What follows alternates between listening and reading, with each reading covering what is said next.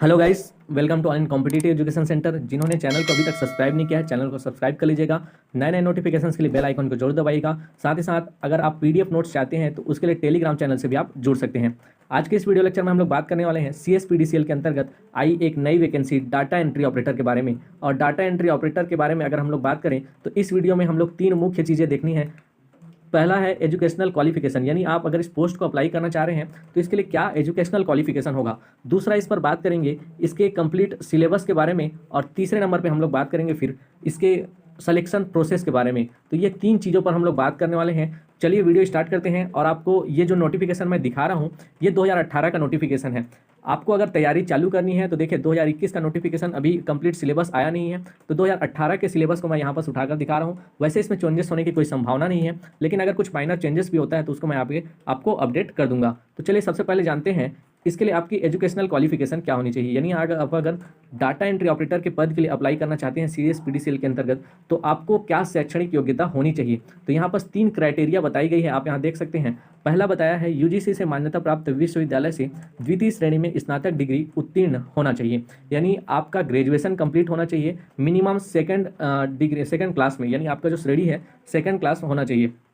ये आपको पहला चीज़ याद रखना है। दूसरा चीज़ कि आपके पास किसी मान्यता प्राप्त संस्थान से या तो डाटा एंट्री ऑपरेटर या प्रोग्रामिंग में 1 वर्षीय डिप्लोमा होना चाहिए। आप इसे PGDCA या DCA जो भी हो आपके पास मिनिमम 1 वर्षीय डिप्लोमा प्रमाण पत्र होना चाहिए।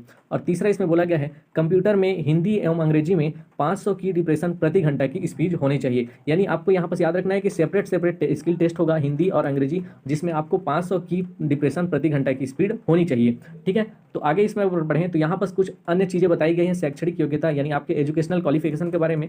ऐसे आवेदक आवेदिका जो UGC से मान्यता प्राप्त संस्थान से जिन्होंने अगर BE किया है कौन से स्ट्रीम में, कंप्यूटर साइंस इंफॉर्मेशन टेक्नोलॉजी, या फिर BSc किया है कंप्यूटर साइंस या इंफॉर्मेशन टेक्नोलॉजी, या BCA में सेकंड क्लास स्नातक हैं, या फिर सेकंड श्रेणी में उन्होंने MSc किया है कंप्यूटर साइंस या इंफॉर्मेशन टेक्नोलॉजी से, या MCA स्नातकोत्तर हैं, उन्हें कंप्यूटर संबंधी योग्यता के लिए अलग से अन्य प्रमाण पत्र यानी कि DCA और PGDCA प्रस्तुत करना आवश्यक नहीं है। ये चीज़ याद रखिएगा, जिन्होंने इस प्रकार की ग्रेजुएशन किया है यानी इस स्ट्रीम में ग्रेजुएशन किया है उन्हें कोई अलग से DCA या PGDCA प्रमाण पत्र प्रस्तुत करना आवश्यक नहीं है। ठीक है, लेकिन इसके अलावा जो उपरोक्त में से कोई किसी अन्य ब्रांच या किसी अन्य स्ट्रीम में जिन्होंने ग्रेजुएशन किया है उन्हें 1 वर्षीय डिप्लोमा प्रमाण पत्र, जिसमें से आप कह सकते हैं कंप्यूटर साइंस या इंफॉर्मेशन टेक्नोलॉजी या फिर मॉडर्न ऑफिस मैनेजमेंट में 3 वर्षीय डिप्लोमा होने चाहिए, या फिर DCA में 1 वर्षीय डिप्लोमा होने चाहिए, ये उनके पास होने चाहिए। या फिर ITI से computer operator and programming assistant यानी कोपा का 1 वर्षीय डिप्लोमा होना चाहिए। या फिर अगर बात करें तो उनके पास PGDCA होना चाहिए। यानी इन तीनों में से कोई एक होना चाहिए अगर वही किसी अन्य स्ट्रीम से अगर उन्होंने ग्रेजुएशन किया हुआ है। ठीक है, उसके बाद अगर हम नेक्स्ट बात करते हैं हम लोग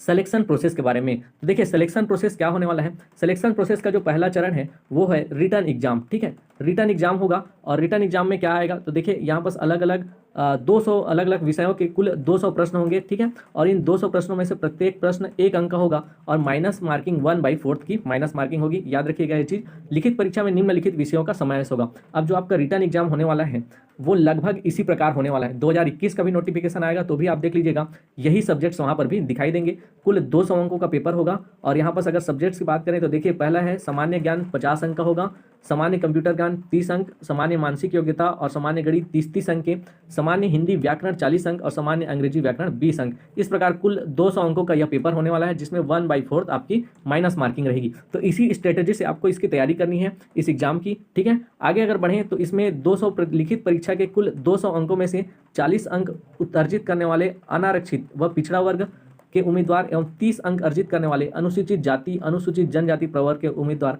चयन प्रक्रिया के अगले चरण यानी जो नेक्स्ट प्रोसेस होने वाला है स्किल टेस्ट, उसके लिए एलिजिबल माने जाएंगे। तो देखिए अगर आप कैटेगरी में आते हैं अनारक्षित या OBC में आते हैं तो आपको इन 200 में से 40%, और अगर आप अन्य कैटेगरी में आते हैं जैसे अनुसूचित जाति अनुसूचित जनजाति तो 200 में से 30% आपको लाना जरूरी है, तभी आप स्किल टेस्ट के लिए एलिजिबल होंगे। और ऐसा करने वाले उम्मीदवारों को फिर आगे स्किल टेस्ट के लिए बुलाया जाएगा, जिसमें लिखित परीक्षा में सफल उम्मीदवारों की प्रावीण्य सूची निर्मित की जाएगी। प्रावीण्य सूची में से विज्ञापित पदों की प्रवर्ग संख्या का 5 गुना उम्मीदवार को कौशल परीक्षा के लिए बुलाया जाएगा। इसी बेस से मेरिट लिस्ट तैयार किया जाएगा और इसके बाद जो 5 टाइम्स जो पर्सन होंगे, 5 गुना लोग होंगे, उनको फिर स्किल टेस्ट के लिए बुलाया जाएगा। अब देखिए स्किल टेस्ट होने कैसे वाली है, जैसे मैंने ऊपर में बताया कि आपको कंप्यूटर में अंग्रेजी में 500 की डिप्रेशन प्रति घंटा की स्पीड होनी चाहिए और कंप्यूटर में हिंदी में भी 500 की डिप्रेशन प्रति घंटा की स्पीड होनी चाहिए। ये दोनों आपको यहाँ पर दोनों प्रकार से टेस्ट देखने को मिलेगा, दोनों 50-50 अंक के होंगे, ठीक है। और यहाँ पर अगर आप उसका जो सिलेक्शन प्रोसेस में आगे देखें तो हिंदी एवं अंग्रेजी में उक्त कौशल परीक्षा में पृथक पृथक उत्तीर्ण होना अनिवार्य है। दोनों ही में आपको पास होना जरूरी है। 50-50 अंकों में से प्रत्येक में कौशल परीक्षा में 35 अंक प्राप्त करने वाले जो अनरिजर्व्ड हैं और अन्य पिछड़ा वर्ग के उम्मीदवार हैं उनको प्राप्त करना जरूरी है, और 30 अंक जो है अनुसूचित जाति एवं अनुसूचित जनजाति के उम्मीदवारों को प्राप्त करना जरूरी है, तभी वे इसमें पास हो पाएंगे। और फिर इन टाइपिंग टेस्ट यानी स्किल टेस्ट के आधार पर और ऊपर आए गए सब्जेक्ट के अंक के आधार पर फिर एक मेरिट लिस्ट तैयार की जाएगी, और इस मेरिट लिस्ट में विज्ञापित पदों की प्रवर्ग संख्या के 3 गुना उम्मीदवार दस्तावेजों के लिए बुलाया जाएगा। फिर उसमें से जो 3 गुना रहेंगे उसको दस्तावेज परीक्षण के लिए बुलाया जाएगा। दस्तावेज परीक्षण में पात्र पाए गए उम्मीदवारों को लिखित परीक्षा एवं कौशल परीक्षा में प्राप्त अंकों के आधार पर फिर एक मेरिट लिस्ट तैयार किया जाएगा और इसी के आधार पर विज्ञापित पदों की पूर्ति की जाएगी, ठीक है। तो इस प्रकार से आपका सिलेक्शन जो प्रोसेस होगा, ठीक है। यहाँ पर कुछ अन्य शर्तें देख सकते हैं जिसमें उम्मीदवारों के आरक्षण पदों की स्थिति का अवलोकन करें, ऑनलाइन आवेदन करें, यानी आप अगर ऑनलाइन आवेदन करने जा रहे हैं तो उसके लिए आप प्रॉपर कितने पद आरक्षित हैं ये आप सब देख सकते हैं। तो देखिए इस वीडियो में फिलहाल मैं इतना ही बता रहा हूँ जो आपके अभी के तैयारी के लिए बहुत ही महत्वपूर्ण है। इससे रिलेटेड अगर कोई करेक्शन आता है या कुछ अपडेट आता है तो उसको भी मैं आपको वीडियो के माध्यम से अपडेट कर दूंगा, और इससे रिलेटेड आपके पास अगर कुछ और डाउट्स हैं तो उसको भी कमेंट बॉक्स में कमेंट करिएगा, उसकी भी जानकारी देने का मैं आपको प्रयास करूंगा।